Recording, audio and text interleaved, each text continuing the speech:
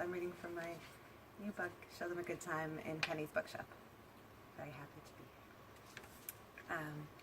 So this is from the opening story called Show Them a Good Time. Kevin arrived on the job exactly 1 week after me, but immediately possessed an understanding of the garage that I lacked. He grasped its quiet romance, its rusty appeal.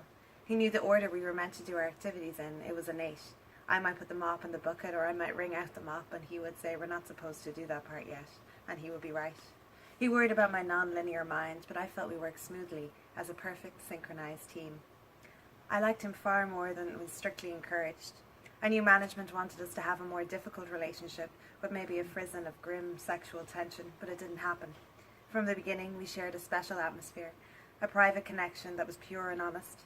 For instance, he knew immediately whenever I was in the bathroom, checking my face to see if it was still up to scratch, that all the waiting around hadn't ruined me. He didn't hate me for it. We both shared dim dreams of self-assertion, fantasies where we fought and emerged triumphant. We trusted each other. We made confessions. I was probably the sister he wanted to marry. As an older woman, I felt it necessary to encourage his self-esteem. I told him he looked incredible in his uniform, that it did wonders for his lanky 19-year-old frame. That was true. He looked like something out of a movie or about bandits or serial killers on the run, except he wasn't a bandit or a serial killer. He was the gas station attendant who pointed helpfully and said, "They've gone that way." He enjoyed these comparisons, these tokens. He admitted, as we swept the garage forecourt, as we kept our eyes peeled for lucky pennies, that in his mind everything was television.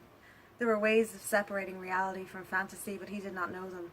This could be a minor problem, like having trouble with directions, confusing north and south, or it could be a major problem. Once, as we weeded the area around the rude, unnecessary fence, he told me he felt like a character being awkwardly written out of a sitcom. You know when they're there, but they don't do or say anything, like nobody has a clue what to do with them. Then they disappear and not a single person even bothers to mention it. That's happening to me, I think. I was familiar with numb feelings of this type. In the garage, I felt like anyone could step in and play me, if they were supplied with the correct expression of anguish, the sluggish reactions of someone baffled by their own poor choices. Often in the evenings, while self-pity set in, talking seemed like a good idea. I would say, "Talk to me, Kevin," and he would oblige. Kevin's cinematic knowledge was both detailed and absurd. It left slim room in his brain for anything else, but I was grateful for it. It eased the spectral silence of the garage. I liked to make a big show of listening to him. I think it made him feel better, like he had done more than mark a time card, weed the yard, wait. I wanted to impress him. It was just something in the air between us. You know, I did some films, small parts, but I was on set. Both of us, perfectly unmoving in the motorway breeze. What was it like?